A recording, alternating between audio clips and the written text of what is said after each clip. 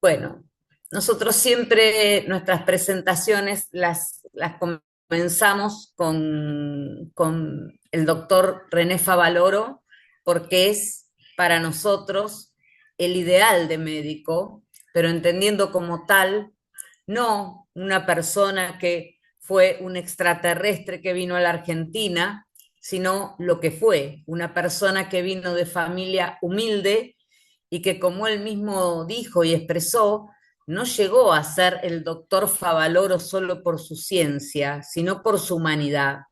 Era una persona que nos llena de orgullos a los argentinos, que atendía gratis a quienes no tenían dinero para hacerlo. No solo fue el creador del bypass, y que la Argentina no lo reconoció como debía reconocerlo, porque de hecho terminó con un suicidio por no ser comprendido por los grandes poderes capitalistas, como eran los sindicatos, y por sentir que que su fundación estaba en riesgo, ¿no es cierto? La verdad que cada vez que veo su cara y escucho su nombre y veo sus frases, eh, pienso que él también en su camino terminó como terminó porque padeció el dolor que cada uno de nuestras familias padeció para llegar a esta ley, ¿no? La indiferencia y la falta de solidaridad de un pueblo entero, porque es eso. Hoy para nosotros es el doctor René Favaloro, pero quisiera preguntarnos por qué él tuvo que terminar con un suicidio, en donde deja una carta escrita y explica esto que acabo de decir, que él no podía participar en esto, lo dice así tal cual, en esto de la naana, que era darle una parte de participación a alguien por derivarle un paciente que a lo mejor no debía ser operado y que le exigían a él eso, y él dice, nunca voy a entrar en en esa temática, nunca voy a pedir una parte de dinero por hacer algo que no es correcto, y entonces pide perdón a su familia y se suicida. Eh, Antes de la segunda placa, por favor.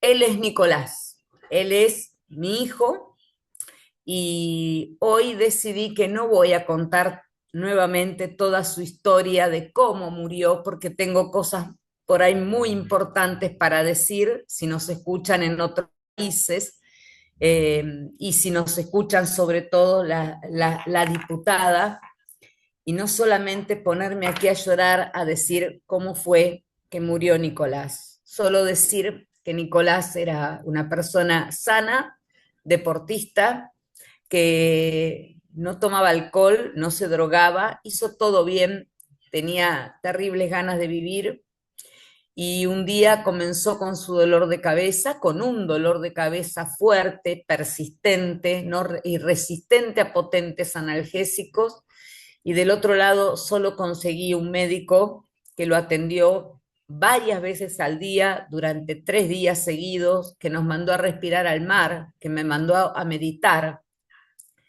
que minimizó lo que Nicolás le decía, se me explota la cabeza, y él dijo que era por el cuatriciclo y que estaba muy estresado y que tenía una contractura muscular.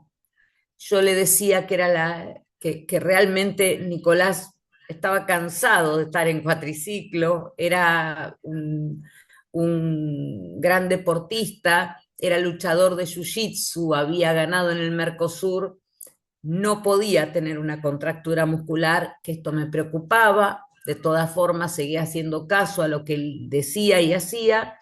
Durante 3 días atendió a Nicolás así.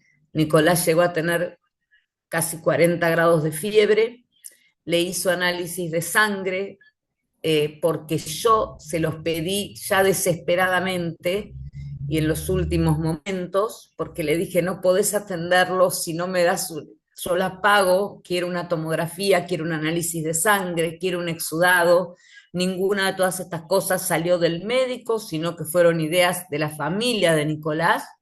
Él lo inyectó vía endovenosa durante estos 3 días con diclofenac y diazepam, y al tercer día dijo que se nos habían juntado dos diagnósticos. Uno era una contractura en la base del cráneo y la otra una angina, y entonces ya en el tercer día lo volvió a inyectar con una penicilina de 1,5 millones. Este médico no escuchó ni a otro médico que le dijo, tendrá un síndrome meningio. Por supuesto que lo que les digo, se los digo porque me lo enteré en el juicio, de haberme enterado en el momento en que Nicolás estaba viviendo esto, hoy Nicolás estaría vivo. Pero todo esto fueron las declaraciones de médicos y enfermeros en el juicio de Nicolás. Él le dijo, no tendrá un síndrome meningio. Y él le dijo, no, no, dice, yo lo tengo claro. Tiene una contractura en la base del cráneo.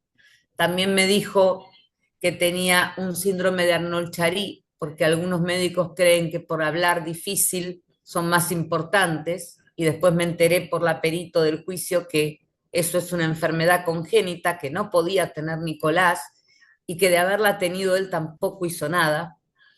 Él me dio el alta y me mandó a mi casa, ¿no es cierto?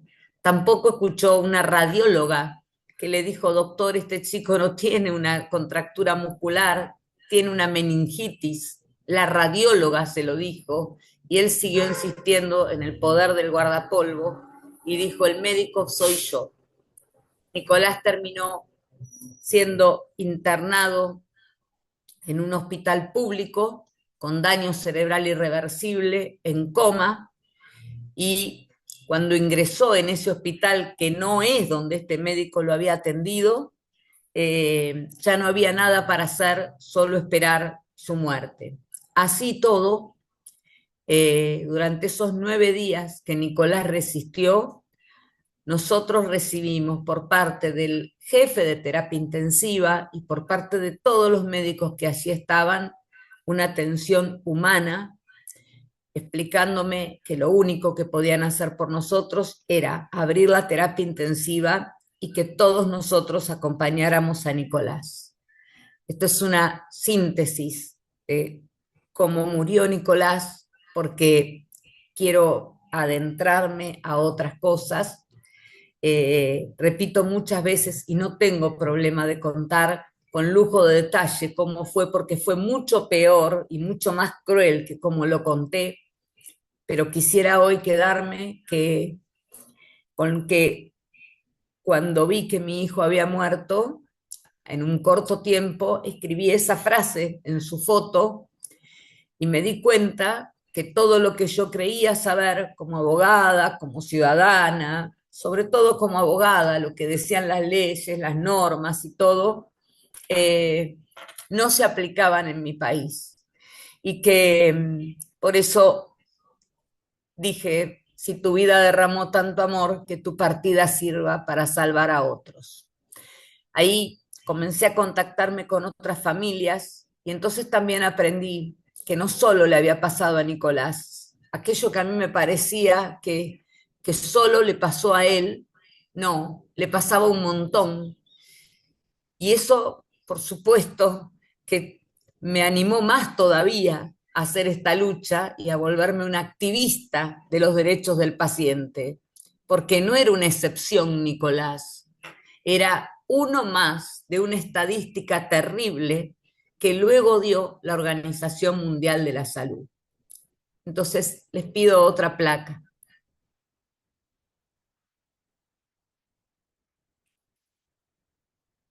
Así, en la Organización Mundial de la Salud, en el 2019, se explicó que 3 millones de personas mueren por fallas del sistema de salud en el mundo, que 4 de cada 10 pacientes sufren daños en la atención primaria, y lo que me es más ejemplificativo es que en un minuto, que hemos pasado más de un minuto hablando, pero en un minuto de estos que yo hablé, mueren 5 personas. En este mismo minuto hay 5 personas puestas y todos estamos en el bolillero.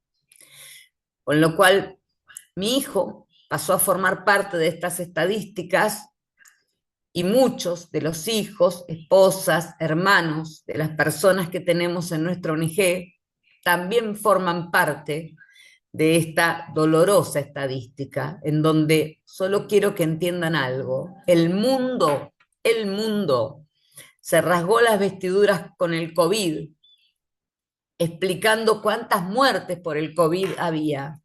Sin embargo, si ustedes leen esta primera estadística, 3 millones de personas, verán que por errores del sistema de salud mueren muchas más personas que por el COVID. Sin embargo, no se cuenta, sin embargo, recién ahora está saliendo a la luz, sin embargo, nadie quedó encerrado en su casa y siguieron la vida la mayoría como si nada hubiera pasado, menos nosotros, que somos los familiares de aquellos que deberían estar y hoy no están. Vamos a la otra a la otra placa.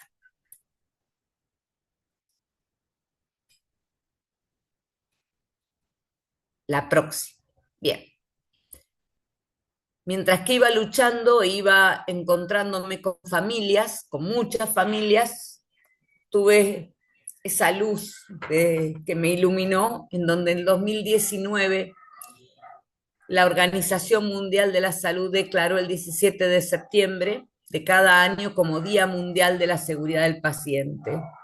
Entonces ahí, como hasta ese momento éramos ignorantes de todo esto, como nuestro paradigma era que en la medicina no todo, 2 más 2 no siempre es 4, los médicos pueden equivocarse, los médicos están para curar, nadie se levanta para hacer mal, y yo también vivía en este paradigma equivocado junto con las otras familias hasta que la Organización Mundial de la Salud este día y entonces dijimos, no estamos equivocados, estamos en el camino correcto, no pasa solo en la Argentina, pasa en el mundo y tenemos que poner nuestro granito de arena para que esto deje de ocurrir.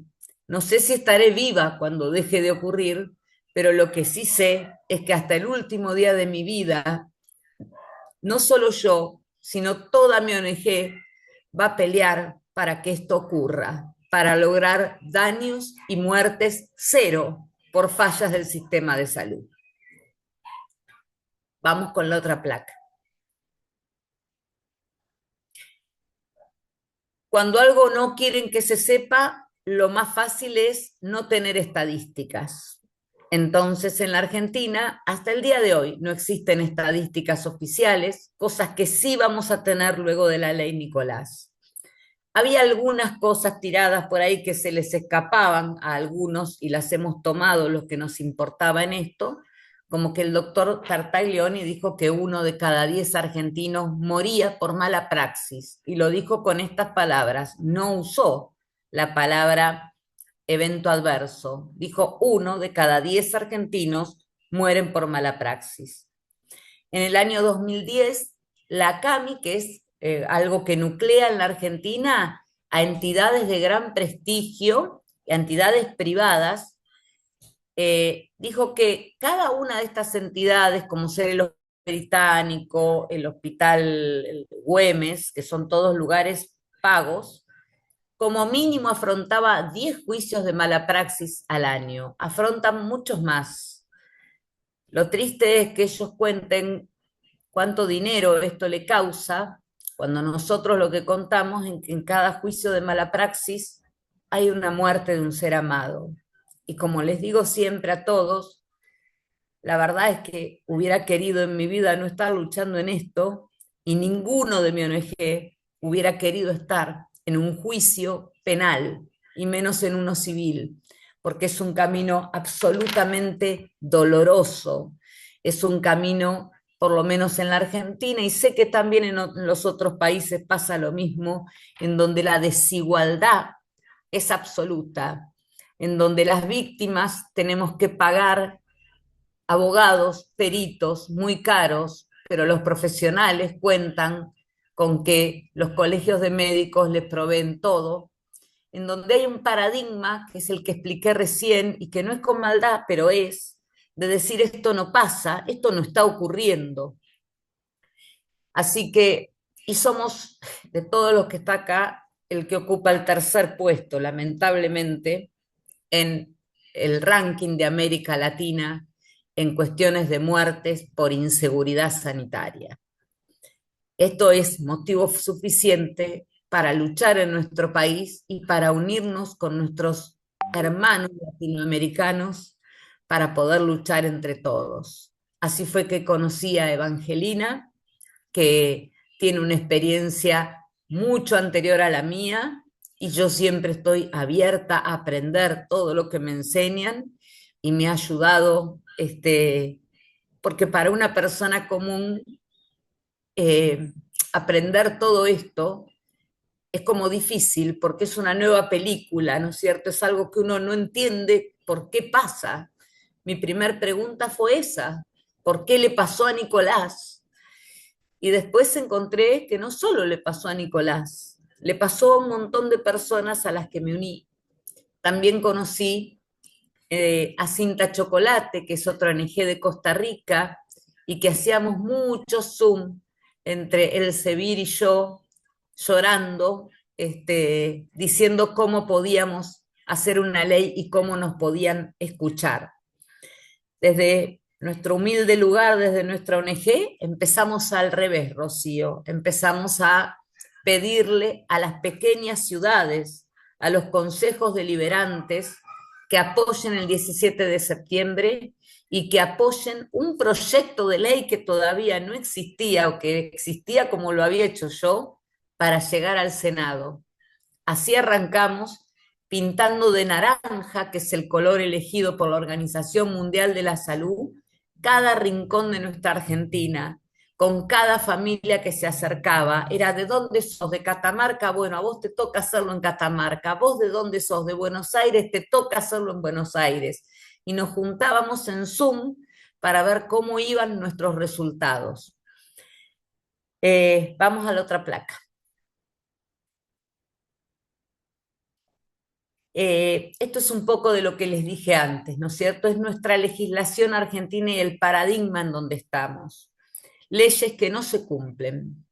Están las de las leyes del derecho del paciente, donde, por ejemplo, habla del consentimiento informado. El consentimiento informado es preguntarle al paciente qué le va, contarle al paciente qué le va a pasar, cómo le va a pasar, cuáles pueden ser las consecuencias, y decirle si está dispuesto o no a afrontar estas consecuencias. Sin embargo, en la Argentina, este consentimiento informado, y me hago cargo de lo que digo, se transformó en una administrativa, trayéndonos un papel antes de entrar a un quirófano y diciendo: firma acá. Firma acá un montón de cosas que nunca nos leyeron ni nos explicaron. Por eso digo que los derechos, las leyes en Argentina no se cumplen y no pasa nada. Una es la del derecho del paciente, otra es la del parto humanizado, la ley de víctimas, en donde, por ejemplo, dice, habla de la participación activa de las familias en los juicios. Sin embargo, les cuento que en el juicio de mi hijo tenía que pedir permiso para que los que allí estaban pudieran ingresar a un juicio oral y público. Son todas leyes que están y que no se cumplen. Sin embargo, me traté de agarrar de aquellas leyes que no pueden no cumplirse, y son nuestra Constitución Nacional. En la Constitución Nacional hace referencia a los tratados internacionales, y todos nuestros tratados internacionales forman parte en la pirámide jurídica del mayor estable que puede existir. Y en estos tratados internacionales habla de los derechos humanos, y dentro de los derechos humanos se establece el derecho que tienen los niños a que se les provea de una atención sanitaria como principio elemental. Se habla también sobre el derecho a la vida y a la salud como derechos humanos fundamentales. Y ahí es donde comencé a ver que todo lo que había estudiado lamentablemente no estaba siendo aplicado. Y más más todavía quise hacer esta lucha y esta acción. Ese decreto del que hablan es el 5413, existe en la Argentina, existe en la provincia de Buenos Aires, y es el que rige en los colegios de médicos. ¿Por qué lo puse en esto, aunque no sea nacional, sino solo de una provincia? Porque se aplica en todas las provincias y curiosamente dice que son los colegios de médicos quienes tienen que preservar la vida y la salud de la población y controlar el acto médico. Cuando murió mi hijo, denuncié al Colegio de Médicos porque yo no le pedía que investigue la causa o cómo había muerto Nicolás. Eso lo hace el fiscal, eso lo hace la justicia. Yo le pedía que se fije si ese médico podía seguir atendiendo a otros médicos en las condiciones que lo había hecho y violando todas las leyes y las normas del arte de curar, y que ellos evalúen, porque mi hijo ya había muerto, pero había otras personas que estaban en riesgo. Vamos a la otra placa. Así llegamos entonces a una gran lucha en donde obviamente no puedo nombrar a todos, pero sí quiero para que tengamos idea de qué hablamos cuando hablamos de eventos adversos, de qué hablamos cuando hablamos de muertes. Yo les expliqué la muerte de Nicolás, pero podría explicarles, por ejemplo, la muerte de Virginia, de 16 años, que concurre al médico con su mamá, que solo tenía una inflamación intestinal y que a propósito la diagnostican con una apendicitis que nunca existió. ¿Para qué? Para que el dueño de esa clínica pueda hacer que su hijo, que estaba en tercer año de medicina, practique con Virginia y la opere de una apendicitis que cuando digo que no existió es porque a Virginia le hicieron una autopsia y su apendicitis estaba. O sea, nunca tuvo apendicitis. Esto es grave. Virginia tenía 16 años y hoy no está. María Fenoglio ingresó solo por una operación preventiva de un quiste mamario. Terminó muriendo contaminada. Tomás Peralta tuvo un accidente vial, ingresó en el hospital y durante 5 horas no le hicieron nada, cuando todos sabemos que los primeros minutos, los primeros segundos en un golpe en la cabeza, en un traumatismo de cráneo, son vitales en una persona. Y lo dejaron morir porque fue eso lo que hicieron. Como le dije una vez a un médico cuando le pregunté qué estaba haciendo, me miró y me dijo, lo estoy observando. Y le dije, ¿qué observa? Lo estoy observando. Digo, está observando cómo pasa el tiempo y se muere porque no lo veo haciendo ningún análisis, nada que me haga pensar que usted está buscando un diagnóstico. Sergio Raca murió al sacarse una muela. Entró y decía, me duele la muela, me duele la muela, me duele la muela. ¿Cómo terminó? Con una sepsis generalizada. Julieta Viñales, Matías Juárez, murieron por una operación de amígdalas en donde le cortaron la carótida y escondieron este tema, escondieron el corte de carótida y empezaron a pedir dadores de sangre, pero como no reconocieron su error, nunca nadie trató de evitar y de llamar a alguien que intervenga y solucione el problema. Y murieron ambos, tanto Julieta, que tenía 20 años, como Matías, de apenas 8, murieron en una simple operación de amígdalas. Y con la ley de parto humanizado ha muerto Zulma Sosa y Joana Ramírez. A las dos le decían cosas tan horribles como que arquee el lomo, que puje, se le subían arriba de la panza, se la apretaban, ha explotado hasta su hígado. ¿Por qué les digo esto? Les digo esto porque una cosa es hablar de estadísticas o hablar de las leyes en general, y otra cosa es saber que nuestros muertos tienen nombre y apellido. No eran una apendicitis, no eran cortar un miembro equivocado, no eran un, un infarto, eran personas que hoy no tenemos en nuestra mesa. Eran personas que debían vivir y en honor a ellos hicimos esta lucha. Por eso, y aunque sé que es doloroso y es la peor parte de esta charla, nombré algunos, puedo nombrar 400 solo en mi ONG, pero me parece que es importante que sepamos de qué hablamos cuando hablamos. No es solo Nicolás, es Virginia, es Amparo, es Sergio, es Tomás, un montón, con nombre y apellidos, con familias destruidas que hoy lloran y a veces hasta nos sentimos culpables de por qué no me di cuenta, por qué no fui otro médico, por qué, porque confiamos en los sistemas de salud. Y es esa confianza la que no debe perderse. Ley Nicolás entonces tiene como principios, como están ahí, cambiar este paradigma cultural por sobre todas las cosas. Para mí, si me preguntan qué es lo que hizo la Ley Nicolás, para mí es poder hablar en libertad de todas estas cosas que estoy hablando, poder explicar y reconocer que estos eventos adversos existen. ¿Para qué? ¿Para castigar? No, para tratar de solucionarlos, porque si no les cuento cómo pasaron las cosas, nunca nadie va a saber cómo debían solucionarlas. Asegurar el derecho a una asistencia sanitaria de calidad y segura y una atención centrada en la persona, que tiene que ver con esto que le dije, con que somos personas. La ley Nicolás pone algunas obligaciones en mano del Estado. Una vez escribí una nota en la que decía exactamente, no importa quién, pero alguien del Estado, en quien decía, Argentina permitió que me maten un hijo y hoy le estoy pidiendo a Argentina que haga una ley para que no maten a otros. Entonces me parece que la presencia del Estado, que hoy esté acá, la diputada, es para mí un honor absoluto. Todos se lo agradecemos, diputada, porque si está es porque le importamos.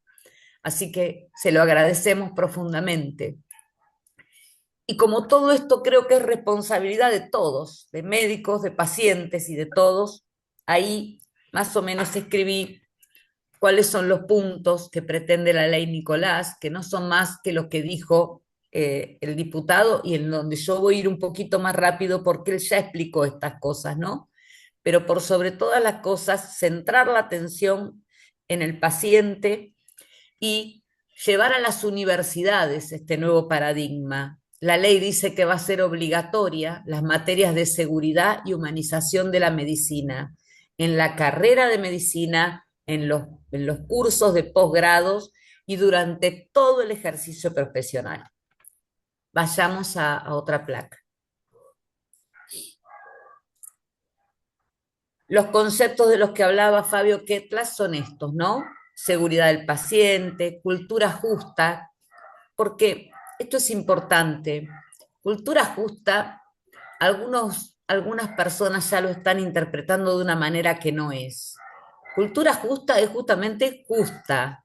No es que vamos a llamar a todos eventos adversos eh, y que esto va a quitar responsabilidad a los médicos. No. Estamos diciendo simplemente que hay algunos eventos adversos que se producen que no son culpa de los médicos, que realmente causa un daño, y la cultura justa es reconocer esto, que no fue culpa de un médico, que no hay un culpable, sino un sistema de seguridad o un sistema de salud que es deficiente, ¿no es cierto? Vamos a otra placa, porque todos estos conceptos Evangelina ya los saben. Entonces, aquí llegamos a lo más importante. El evento adverso es un daño que produce el sistema de salud, no es un daño que lleva el paciente consigo, no es por la enfermedad del paciente, sino un daño producido en la atención sanitaria que no es por el motivo que el paciente está dando. Puede ser, por ejemplo, que dándole un té al paciente se le dé con agua caliente y se lo queme. Puede ser que se caiga de una camilla y se fracture la cadera. Eso es un evento adverso. Dentro de la gran categoría de eventos adversos, tenemos los eventos adversos evitables, que son aquellos que se pueden prevenir, y es para lo cual estamos luchando, y aquellos que no podrían nunca prevenirse ni evitarse.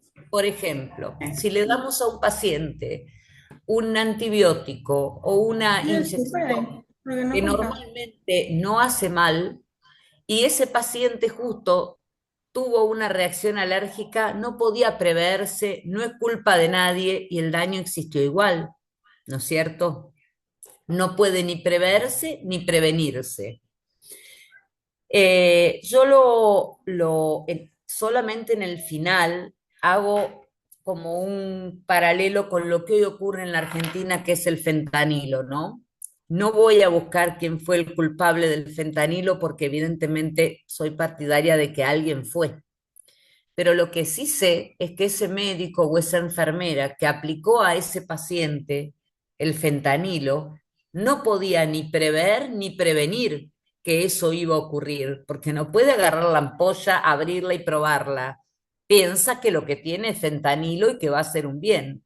Bueno, eso estaría dentro de un efecto, un evento adverso eh, no evitable para el enfermero y para el médico, estoy diciendo. Eso es algo que no es una mala praxis ni que podría llevar a la culpabilidad del médico ni de ninguno de del personal de salud.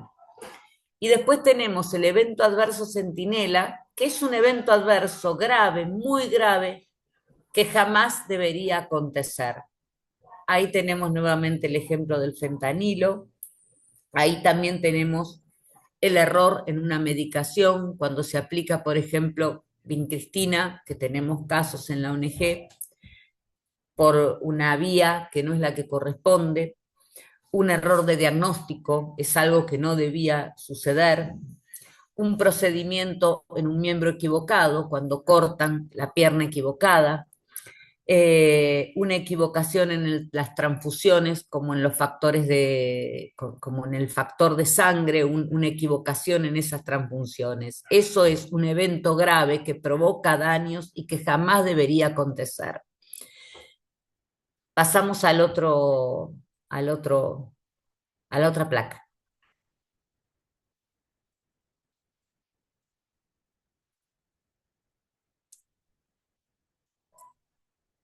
La ley Nicolás entonces pide que las instituciones, no importa si son públicas o privadas, no hicimos diferencias, porque está funcionando mal tanto lo público como lo privado. Tienen que tener protocolos de actuación. En el Ministerio de Trabajo de Nación, perdón, en el Ministerio de Salud de la Nación Argentina hay protocolos de actuación. Lo que se está haciendo ahora en la reglamentación es exigirle a las instituciones que en un plazo que podríamos poner de un año, hagan sus propios protocolos, porque según la zona el protocolo va a ser distinto. Si bien, o sea, según la zona, los médicos, las técnicas con las que tengan, van a ser distintos. Entonces, cada institución va a tener que tener su propio protocolo de actuación seguido o con el modelo que da el Ministerio de Salud de la Nación. Tener planes de auditorías médicas dadas por nación y por provincia. A ver, llegar al lugar y decir, ¿están cumpliendo con la ley de seguridad del paciente? ¿Están cumpliendo con los protocolos de actuación? Prácticas de evaluación y autoevaluación. Las autoevaluaciones ya se vienen haciendo, son 56 preguntas que antes se hacían en el anterior gobierno, en donde se le preguntaban a las instituciones varios ítems que le daba a entender al ministerio si esto cumplía o no con los estándares medios tener sus puertas abiertas y recibir pacientes.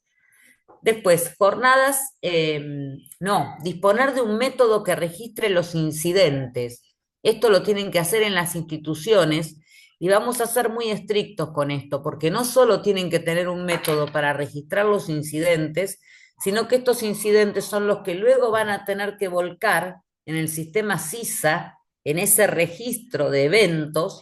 ¿Para qué? Para tener una estadística. ¿Para qué? para poder con eso decir cómo lo podemos cambiar y cómo se puede mejorar. Todos los profesionales de la salud deberán capacitarse en seguridad del paciente y como ahora lo hacen en forma particular y a veces no tienen el dinero para hacerlo, cada institución deberá hacerlo en forma remunerada, o sea, brindarles tiempos para que se capaciten.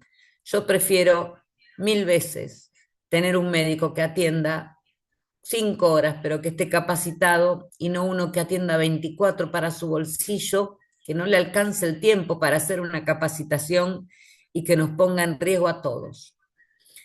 Eh, y cuando dice un sistema transparente de contratación de profesionales, lo que está diciendo ahí es que en el REFEPS, que también está en el sistema CISA, es una solapita que se llama Sistema de Profesionales de la Salud, Registro Federal de Profesionales de la Salud. Yo puedo poner la matrícula del médico, cualquiera puede hacerlo, se entra por Google, se pone la matrícula del médico y me dice en qué colegio está matriculado, si está matriculado, y también ahora por la lucha de nuestra ONG va a salir en rojo si está inhabilitado para ejercer, porque justamente mostramos en el ministerio que nos estaba pasando esto. Médicos que están inhabilitados y siguen atendiendo en otras provincias. Con lo cual ahora ya será una responsabilidad de las instituciones públicas o privadas contratar a médicos que dicen que están inhabilitados. No nos pueden contestar, no lo sabíamos, nadie nos informó. Es una característica que va a estar de forma pública para consulta pública de los usuarios y de las entidades que contraten a los médicos. Vamos al otro.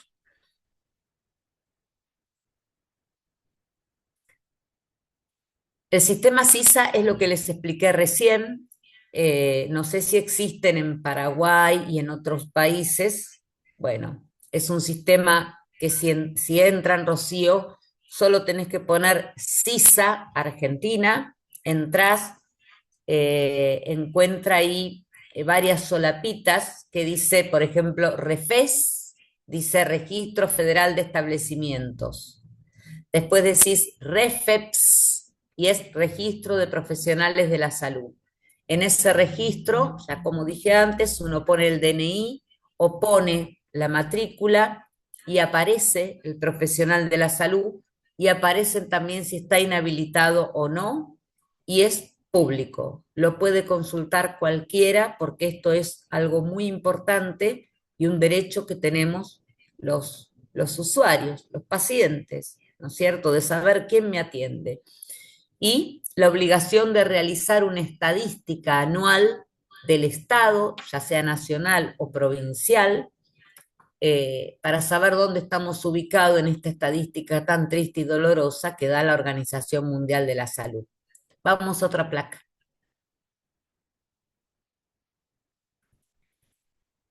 Esto de la evaluación psicofísica y capacitación de los profesionales de la salud es obligatoria. No es tan light como lo explicó Fabio. Va a tener, estamos viendo, poniendo en la reglamentación cada cuánto tiempo se tendrá que hacer, si es para casi un año, para 2 años, para 3 años o para 10 años, y seguramente eso se haga de acuerdo a la complejidad que tiene el profesional del que hablamos, ¿no es cierto? Ahí me parece que un cirujano debe tener esta evaluación en mucho menor tiempo, o sea, periódicamente cada año, para saber si está, si por ejemplo no tiene Alzheimer, si su pulso va bien. No estoy ofendiendo a nadie porque son cosas que todo el mundo puede tener. Como también, y lo explico siempre, yo padecí por la muerte de mi hijo una fuerte depresión, estuve 3 años sin ejercer mi profesión y, y no me considero por eso que alguien me esté insultando, me parece que yo me cuidé, pero que el sistema debería cuidar a los médicos que les pasa esto, que dicen que tienen síndrome de burnout, por ejemplo, por exceso de trabajo, de preocupación, pero entonces, ¿cuál es la forma de cuidarles? Paguen el sueldo y pónganlo en tareas que puedan ejercer, no siguiendo complicando su síndrome de burnout o su depresión a cargo de pacientes que tienen que atender, porque ahí no se está cuidando ni al profesional ni a los pacientes.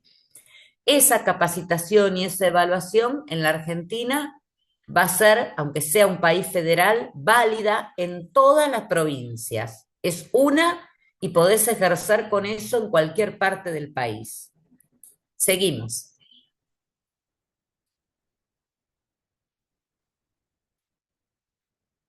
Si me pasás la otra plaquita, por favor.